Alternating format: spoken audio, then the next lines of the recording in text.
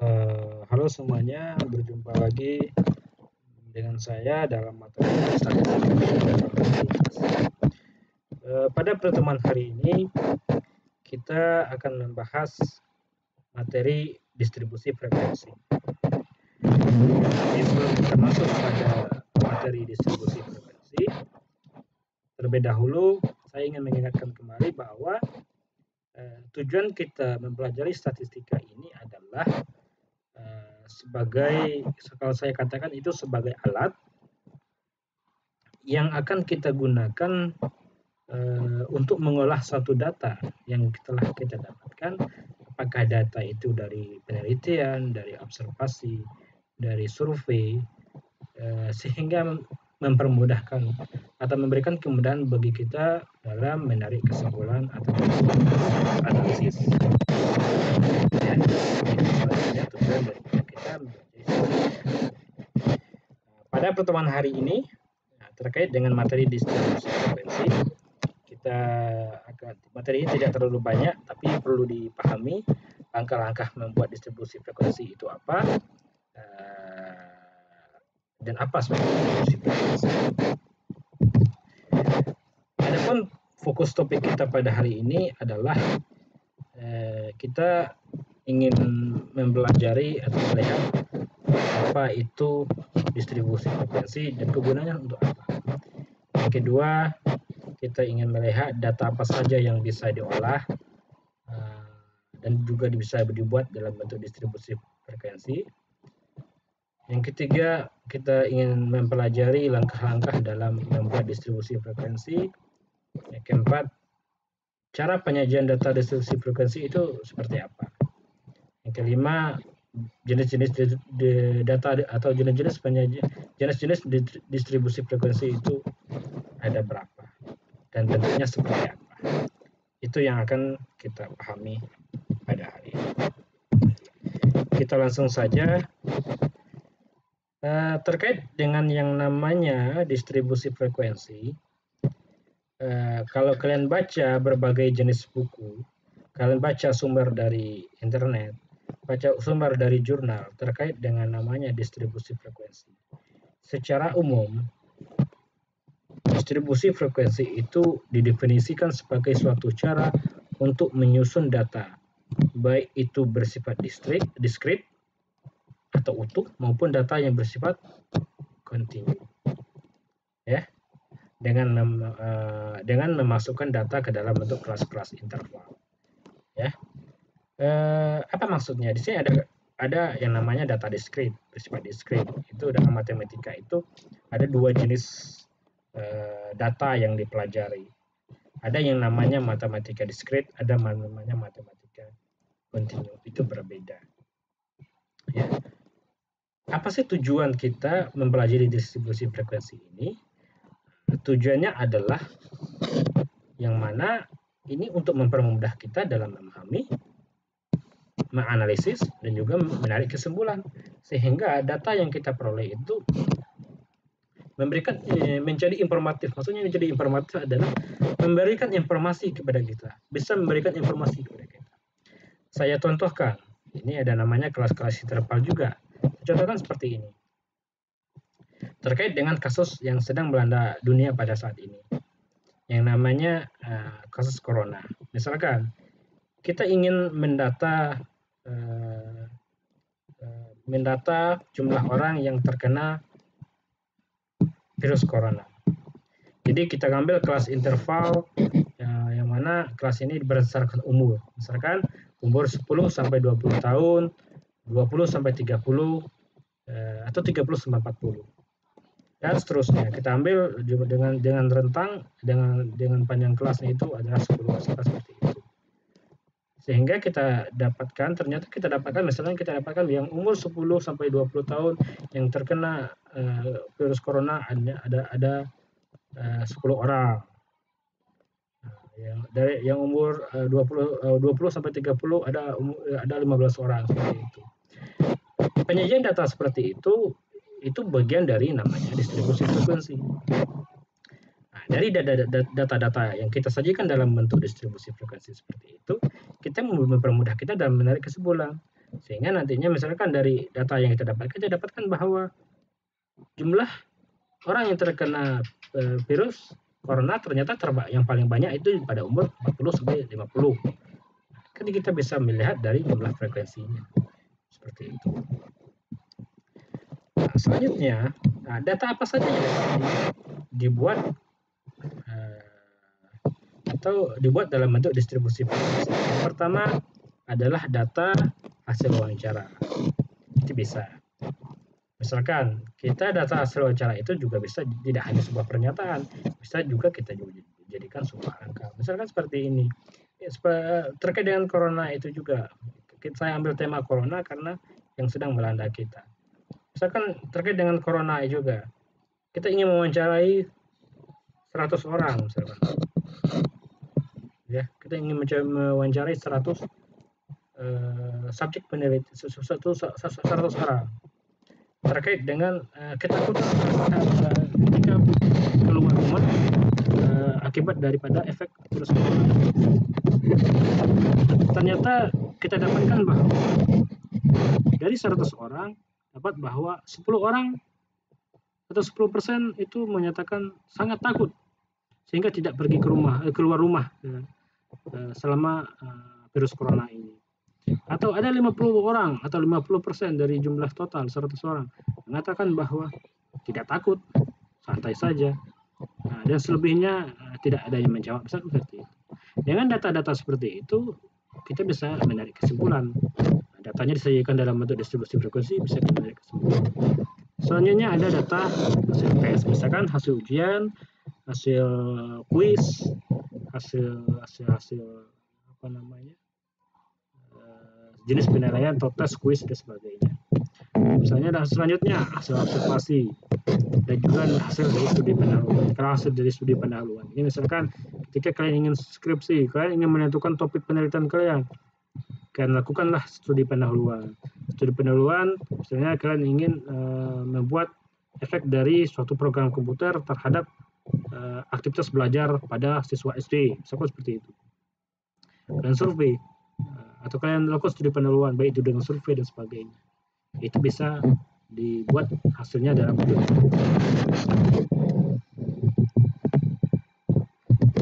Selanjutnya, kalau ada yang ingin ditanyakan boleh ditanyakan di kolom komentar pada Modo. Selanjutnya kita ingin melihat bagian-bagian yang harus diperhatikan, ya, bagian-bagian yang harus diperhatikan dalam membuat distribusi frekuensi. Yang pertama terkait dengan namanya membuat kelas interval. Membuat kelas interval ini adalah membuat jumlah kelas. Misalnya kan jumlah kelas, ya. Kelas di sini didefinisikan bahwa kelas merupakan kelompok-kelompok nilai atau variabel. Kita biasanya mengenalkan ada kelas matematika diskrit, kelas atau kelas O1 PT2, O2 PT2, misalkan seperti itu, ya. Itu ya kelas. Seperti itu juga penyajian kelas dalam distribusi frekuensi. Nah, namun di sini untuk menentukan kelas, di sini kan ada 6 kelas. Ada kelas yang mendapatkan nilai ini hasil data nilai UAS statistik siswa.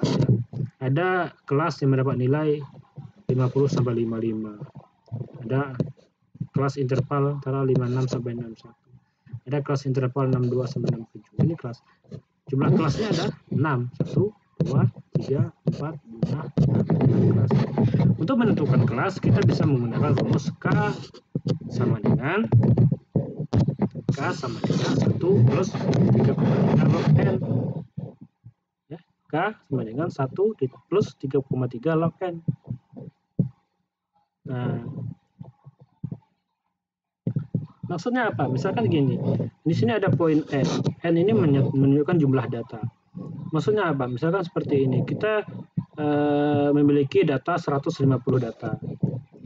Dari 150 data, kita bisa membuat kelas ternyata dengan menggunakan rumus ini, kita dapatkan bahwa kita bisa menggunakan 8,161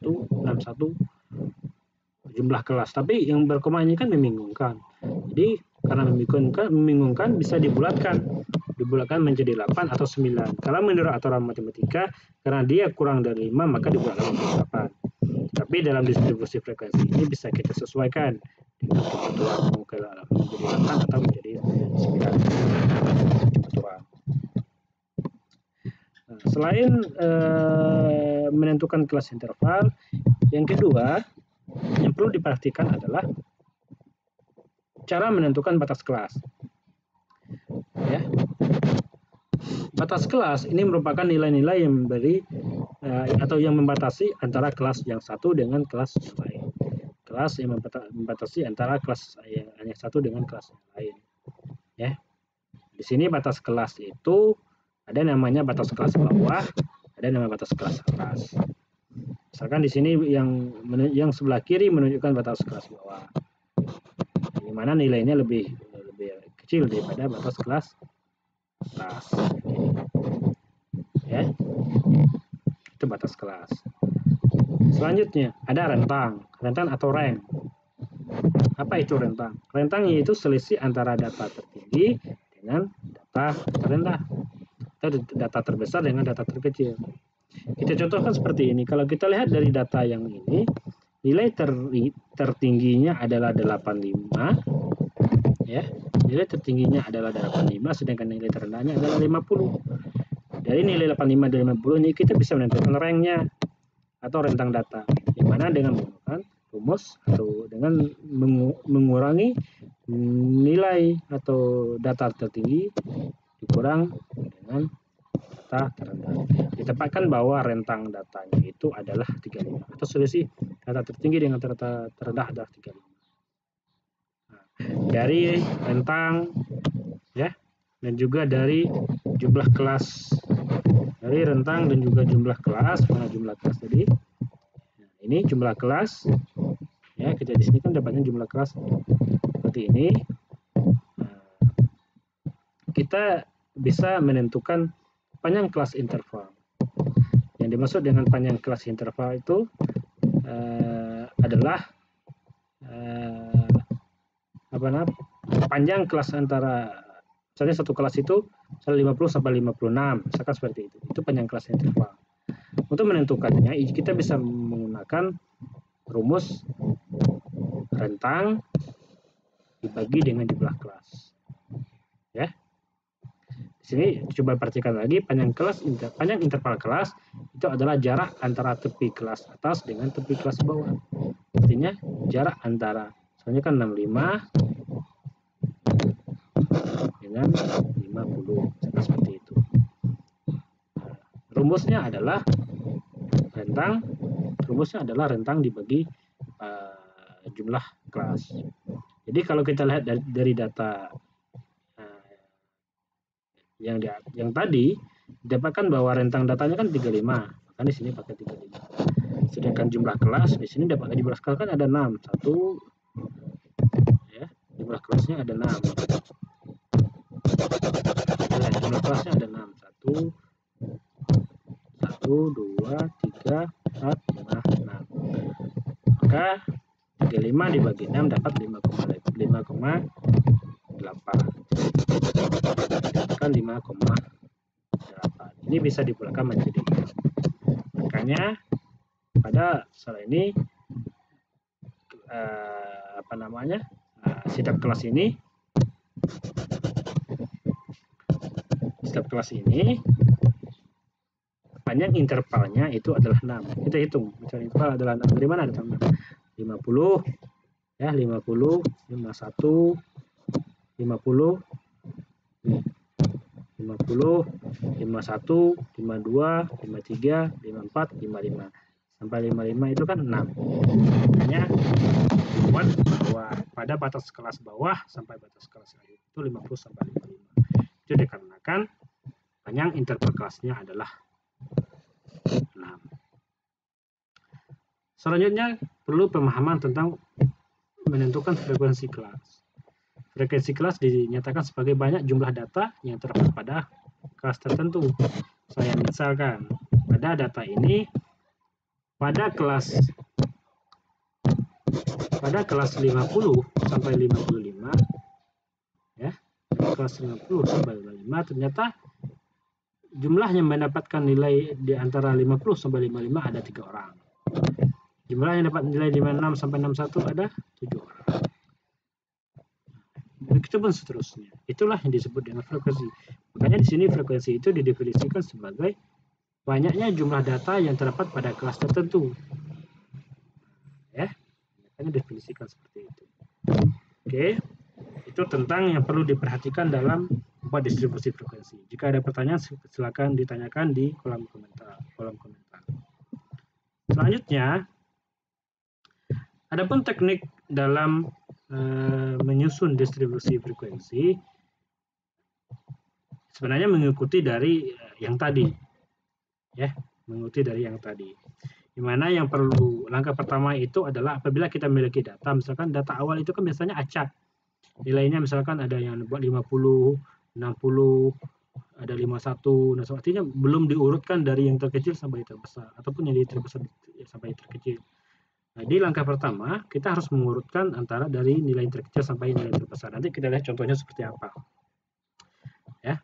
Nah, selanjutnya kita menghitung rentang atau ranknya dengan menggunakan rumus rentang ini. Oke, yang di atas. Selanjutnya kita menentukan jumlah kelas. Kita menghitung panjang kelas interval seperti apa. Setelah menentukan semuanya, baru kita buat tabel distribusi frekuensi. Yang sebenarnya yang paling penting itu adalah kelas dalam tabel distribusi frekuensi adalah kelas intervalnya dan juga frekuensinya. Kalau di sini yang terkait dengan tabel yang kedua tentang teori ini, itu hanya bentuk lain dari frekuensi sebenarnya. Kalian bisa melihat bahwa misalnya yang mendapatkan nilai 50 sampai 55 dibuat dalam bentuk seperti ini. Sebenarnya bentuk ini adalah pernyataan lain dari frekuensi, jumlahnya 3. Mau dibuat ini silakan, mau tidak silakan. Kalau mau dibuat ini, tidak mau dibuat ini kan tidak apa-apa karena sudah ada frekuensi. Itu teknik menyusun tabel distribusi frekuensi. Nah, yang terakhir, setelah jumlah keseluruhan frekuensi ditemukan, kemudian kolom teli dihilangkan dengan penyajian data dalam bentuk tabel distribusi frekuensi. Nah, beginilah bentuk tabel distribusi frekuensi yang secara umum. Ya, secara umum seperti ini. Itu langkah-langkah yang perlu diperhatikan ketika membuat distribusi frekuensi.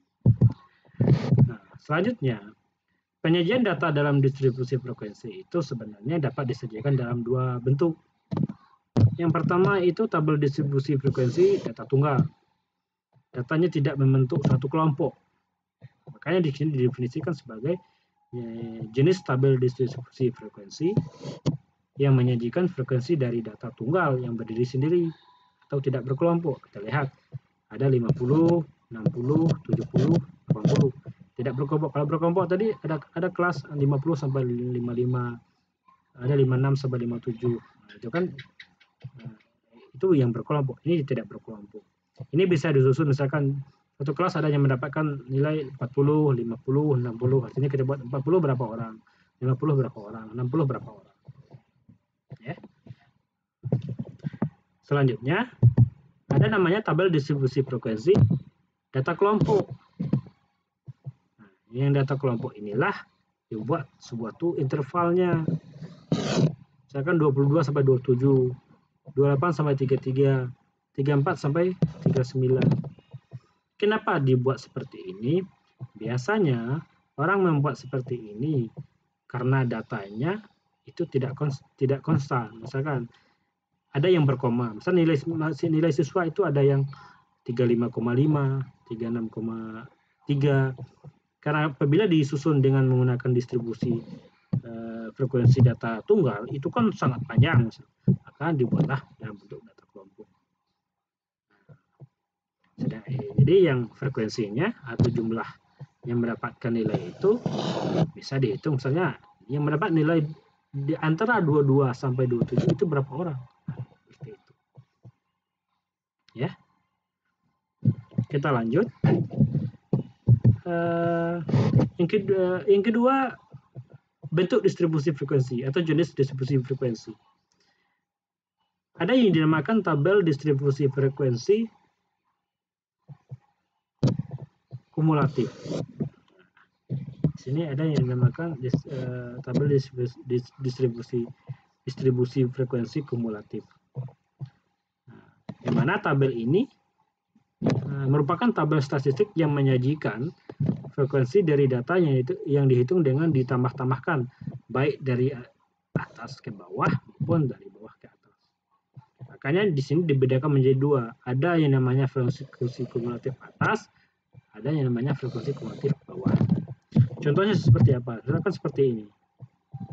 Ya. Ini yang pertama contoh data tunggal. Contoh data tunggal.